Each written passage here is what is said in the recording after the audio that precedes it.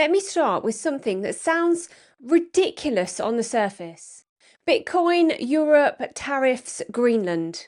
Those four things should not belong in the same sentence. And yet, right now, they do. Over the past few days, we've seen headlines about Bitcoin bracing as President Trump threatens sweeping tariffs on European allies. Not over trade deficits, not over manufacturing, but over Greenland. Most people scroll past that thinking it's just noise. But markets don't move on logic, they move on uncertainty. And this story has injected a very specific kind of uncertainty into the global system, the kind markets struggle to price.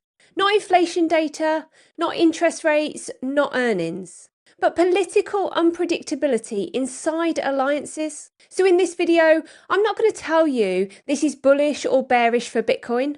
Instead, we're going to look at what's actually happened, why markets are reacting the way they are, why Bitcoin is doing nothing and why that matters, and what the two realistic paths forward look like. Because right now, Bitcoin isn't making a statement.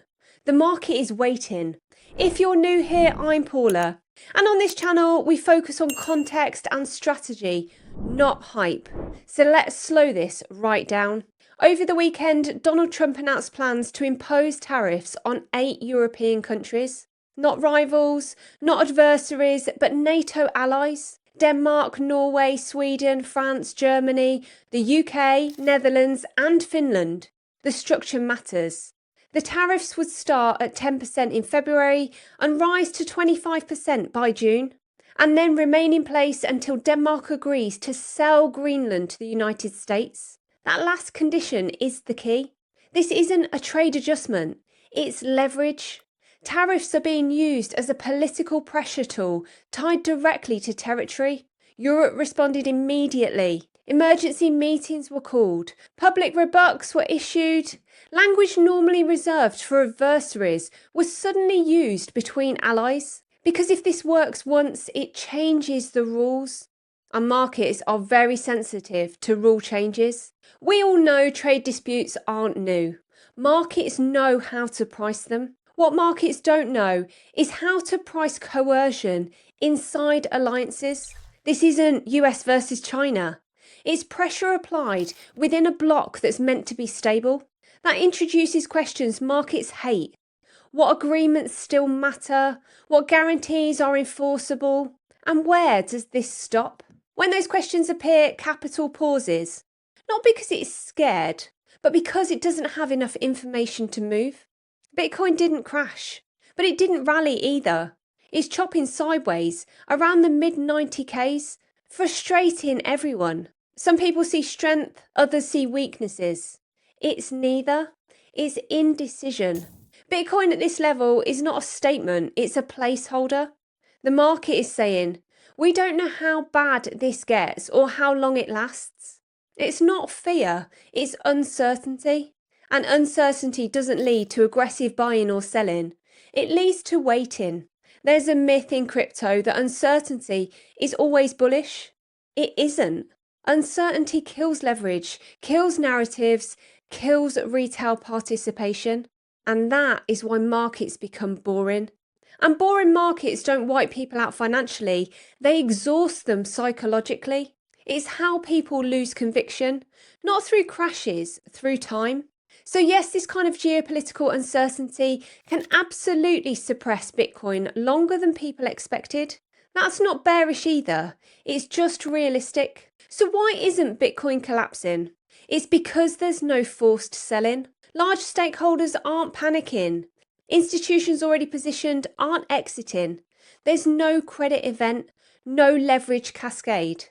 So Bitcoin ends up in an awkward middle ground. Not exciting enough to attract new money, not scary enough to force exits, stable but unloved. And historically, those phases are the hardest to sit through. This story isn't actually US-centric. If tariffs escalate, Europe faces slower growth, currency pressure, political fragmentation, trade friction. Europe doesn't have the same structural buffers as the US. When systems strain, behaviour changes quietly, not through headlines, through settlement choices, through custody decisions, through capital routing. This isn't anymore about hype-driven adoption. It's about optionality. Trade wars don't just disrupt goods, they disrupt payments. When trust weakens, counterparty risk matters. That's where stablecoins become useful, not as investments, but as tools. And that's where self-custody matters, regardless of price direction. This isn't fear-based, it's practical. Personally, I use Tangent because it's simple, secure, and removes unnecessary friction. I've negotiated a discount for this community. The link and code are in the description. So what are the two realistic endgames of this? This is the key part. Path 1, resolution. Tariffs are walked back. We strike a deal. Uncertainty clears and liquidity returns. In that environment, Bitcoin can reprice positively. Not from fear, but from clarity. Path 2 is prolonged fracture. Tariffs remain, policy stays unpredictable, alliances weaken, capital stays defensive. In that world, Bitcoin could stay range-bound or suppressed far longer than people expected. Both paths are valid. The market hasn't chosen. So right now, Bitcoin isn't being priced as a bet. It's being priced as an option. And options only matter once uncertainty resolves.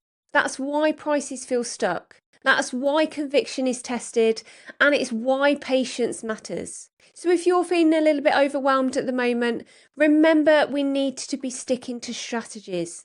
And if you want to know the exact strategies we use in the Crypto Wolf Pack to make money in both the bull market and the bear market, or in the choppy sideways like we've got at the moment, we've made a completely free course for you. The link is in the description. And if you're holding crypto long term, please don't ignore self-custody.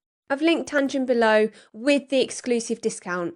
I hope this video helped, and if it did help you to think more clearly, please give it a like, please subscribe, and let me know in the comments. Do you think the markets are underpricing uncertainty right now? Thank you so much for watching, and I'll see you in the next one.